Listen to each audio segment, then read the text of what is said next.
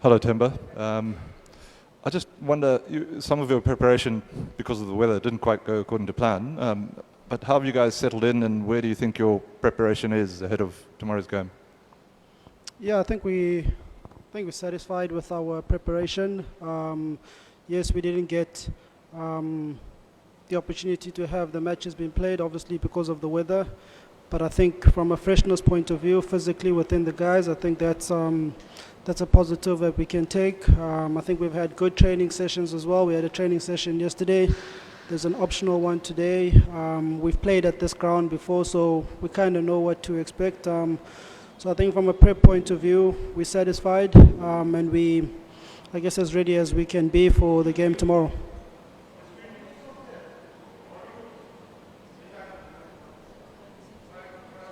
Oh, no, wait. Sorry, just one moment.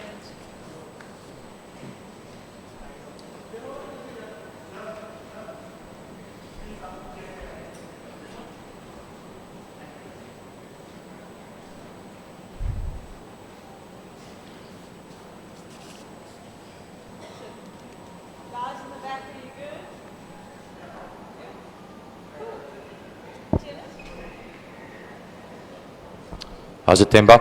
I think last time you played here was in October 2022 in ODI, and I think you guys got billed out for 99 or something. What are sort of the learnings that you took from that game? And also, if I may ask another one, have you guys decided on sort of the composition of your bowling attack, two spinners or only one, or what's the thinking on that? So with regards to the team, we haven't decided on that yet. That will be finalized today once we have a proper final look at the wicket. All options are available at this point in time. In terms of the last time we played here, I never played in that game. I think I was sick in that game.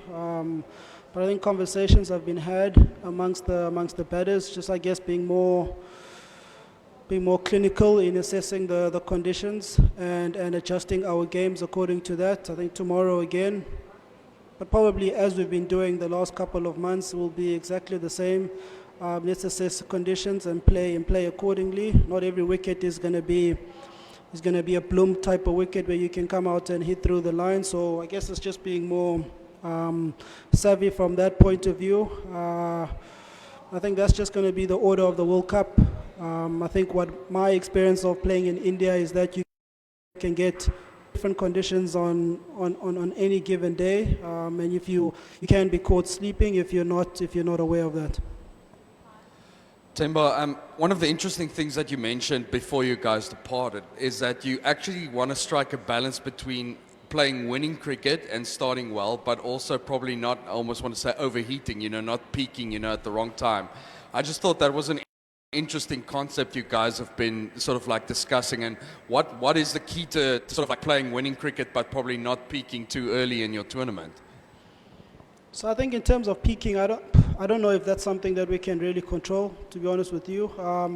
In terms of starting well, that's always been, a focal area around us as a team.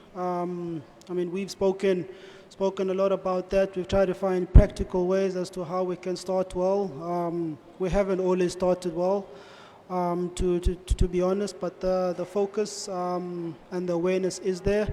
Like I said, with the World Cup and playing each team once, any team can win on the day. So if you're not there on the day, you can get caught with your pants down. But I think in terms of the conversations that we've had within the team, I honestly don't think nothing is going to change. For us, it's all going to be about the process, as cliche as it be. We want to go out, see what the conditions are saying on the day and play accordingly. But most importantly, play accordingly to how we'd like to play our cricket. You would have heard the guys speak a lot about the brand of cricket. Nothing really unique to us as a team. All the countries are playing in a certain way. And I think for us, that's our biggest challenge. How can we keep churning out those type of performances game in, game out? Hi, Timba, this is Pratyush from Indian Express. With ODI cricket being, there's a lot of debates going about the future of ODI cricket because of T20 and all. For a national team captain, how difficult it is for you to motivate cricketers to keep playing for their country, because we have seen Quinton de Kock before the tournament, he has announced that he will not be playing ODIs after this. So as a captain, how difficult it is for you to motivate players, youngsters to play for South Africa before instead of picking leagues? Yeah, I think it can be a tricky or challenging one. I don't know if it's my job as the captain to inspire the guys to play ODI cricket, but I think my biggest thing is that when the guys have that opportunity to play for their country, that they give it their all. It's becoming tougher and tougher for, I guess, guys to overlook the opportunity of the lucrativeness of playing in franchise T20 leagues, and that's just the real thing. I think organizations around the countries, at least for Cricket South Africa, what I know, are trying to get ahead of that trend. Maybe that trend is already gone, but they are trying to accommodate those individuals who have those opportunities of plying their trades outside of just playing for South Africa. But yeah, I think for me, it's when you're within the team and you have that opportunity to wear that badge, that you do it with honor, you do it with pride, and you don't take anything for granted. Yeah. Timba, you talked about the different conditions you expect in India, but you have a very pace-heavy attack. So could you shed some light on that attack with KG, Lungi and Lizard also coming in right now? Could you talk to us about the roles that you have for these players? You have 5 pacers with your team. So could you talk about how exciting is that? Do you go sheerly by their pace and potency, or do you even take the conditions in consideration? Yeah, I think, with the South African tech, as predictable as it may be, we'll always kind of lean to planning around our fast bowlers. That is our strength as a South African team. So I think that's no secret to anyone who'd be planning against us. I think with that being said, where we have a guy like Keshav, guys like Shamsi, that does give us our opportunity then when the conditions do speak to playing more than one spinner. We do have guys who can step in and do that quite well.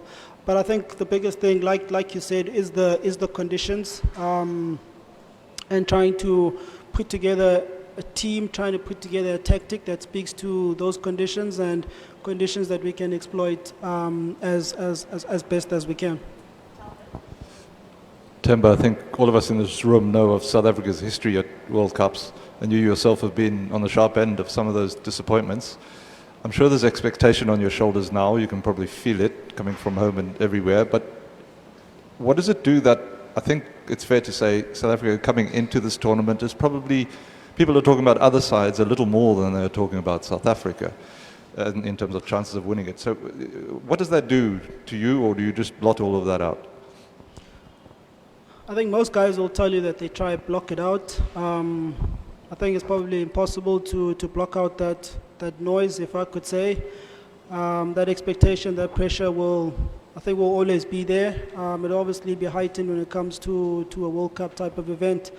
I think I took a bit of comfort at the captain's dinner when I heard the other captains speak about pressure, and kind of hearing and understanding that the emotions and the effect is all the same for all of us. So I think the biggest thing, at least for myself, is to accept that it is what it is. As a South African team, we know we're going to have that chip in our block, or that narrative that we have to get over. And I mean, that's always going to be there until we win a silverware. Or we win a trophy. So, I mean, that the guys, we understand. We're not oblivious to all of that. But I think our biggest way of dealing with that is to be fully focused and obsessed in each other, in ourselves, and how we want to go about doing our work on the field. We understand that it's going to be a process. It's a process of 9 games, getting through those group stages. getting into the playoffs, and there's almost a belief that once we get into the playoffs, anything can happen, and things can really go in our favor. But look, that pressure, that expectation, Telford, that's always going to be there for us as a team, for any Proteas cricketing team. That's something you just got to deal with, I guess, however way you are.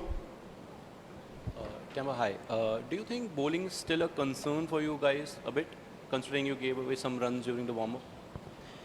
I think the bowling, I wouldn't say it's a concern. I think, yes, there's areas that we can improve on. We always try to judge ourselves in the 3 different phases within the game, and I think we haven't had a lot of instances where in all 3 phases, being the power play, the middle and the death, where we've dominated as a bowling team. So from that point of view, I do believe that there's room for growth. And I mean, the guys are aware of that. I don't think it's all a skill thing. You know, the guys put in the work that they put in within the nets. I think it's probably more from a mental point of view, guys getting themselves into spaces where they can play their best cricket. But I do believe it is a team effort type of thing. There's days where the batting attack won't fire, and we're going to need the bowlers to come through, and vice versa. At the moment, maybe it's the batters who are firing, who are taking on that responsibility. But yeah, there is room for us to improve within the bowling front. Awesome. Can I take the last couple of questions? Timba, hi, Vinayak here from the Tribune. Does it help for your team to not have the favorite tags going to the World Cup? Does it help? I don't think it really helps, because I mean, we have our own pressures and expectations, our own as a team, but also ones that come from outside within the team. So, I mean, whether you're the favorites or not, I don't think it really matters. I think the challenge will always be for us to go out and play our best cricket, game in, game out, and that's where that pressure or expectation is. Sir, my question from you is, Hendrich Klaasen is in a very rich run of form. How crucial, how great he will be in Indian conditions against pace and spin alike? Because he's taking down everyone right now. One of the best out now. Yeah, Klaasen is walking on water at the moment, the way he's been batting. He's obviously a big player for us. He's been part of our group for a number of years, and you know, he's truly shown why there's been so much faith and backing in his ability. Obviously, he comes in and he marshals that middle order of our batting, and I guess his success, not to take credit away from it, but his success is probably largely due to the platform that he gets from the guys who come in just be at the top of the order. Whether it be Quinton, whether it be myself, whether it be Rassi at the top 3. So I think it's important that those guys do their job. So guys like Klaasen, even a guy like David, Aiden, can go out and do what we expect and want them to do. Timba, I know you talked about that there's obviously some tweaks that can still be done in terms of the bowling department and stuff, but you must, well, it's actually a 2-part question, just like, how useful was it to play in different conditions against Australia at home? And also, you must be pretty encouraged that even though there's still some work to be done, you guys, particularly in those last 3 games, were actually quite potent. You know, you took your wickets. Yeah, definitely. I think the way we performed in those last 3 ODIs in that series epitomizes us as a team. Again, we started slowly within that series, but we managed to pick it up. So, and I think, like you say, within the bowling, there were definitely improvement within our bowling, within the process of within the bowling. I think if we look at, I mean, the death, we were always going to be put under pressure. The way the guys, David Warner, the way the Travis Head, they came out and played. Marsh, they came out and played in the power play. They were always going to put us under pressure, but I think that, in honesty, has put us in good stead. We don't believe it'll get any tougher than that. I think Australia were getting about 90 in 10 overs. We don't expect teams to be getting more than that. So I think we were really stretched from that point of view. Middle phases, in the way we went about it there, we really improved, and we hardly got to situations where we were bowling in the death. So there was definitely an upward trajectory within our bowling in that series. And I guess for us, it's just to continue with that momentum. And keep getting better. We'll always be chasing that perfect game, not just within the bowling, but within the batting. And until we can be able to sit there after a game and say we've ticked all the boxes in the different phases, we'll be happy. But until then, I'll always come into the press and say there's room for us to improve. Awesome. Okay, this is going to be the last two final questions, one of the front and the back teams. You can go first. Timba, what positive or strength that you see within your squad? I mean, what does South Africa has that no other team has in this World Cup, according to you? Yeah, I think it's probably not so much from the skill point of view, because I think all the teams have match winners at their disposal, whether it be batting and bowling. I think for us, I think the biggest thing is our character. You'll hear a lot of guys speak about our resilience. I think that's something that really stands us in good point. There's also a willingness or or a desire from guys to put in the big performances from the team. That's at least something that I've felt in the last couple of months. So I think that's something that we'll be leaning towards, guys not shying away from those pressure moments, going towards them, and really grabbing the opportunity or the game by the scruff of its neck. So I think, more from the personality of the team, I think that's probably where our strength is, our resilience and our willingness and desire to make a play for the team. Timba, you spoke earlier about, you guys really, knowing about the psychology of everything, and that you will only, shake all the tags that you have once you win a tournament. I was just wondering, when you guys speak about this, do you ever use the word choke? I've used it a couple of times, but you don't really hear it coming about within the team. And I think there's guys who believe that it applies to this team. There's guys who don't believe that it applies to this team. And I think the belief that happens amongst the team, I think that's the most important bit. I bring it up to just make sure that we're not kind of skirting around the issue, that it's something that is there, it's something that we'll always have to deal with. So mentally make sure that you know how you're going to deal with it. But again, it's just that acceptance that it will always be there within the team, within this group, within guys who are to come. Hopefully they don't have to experience that. It's something that will just exist, I guess, for as long as we do what we need to do. Great, thank you very much, everyone. Thank you.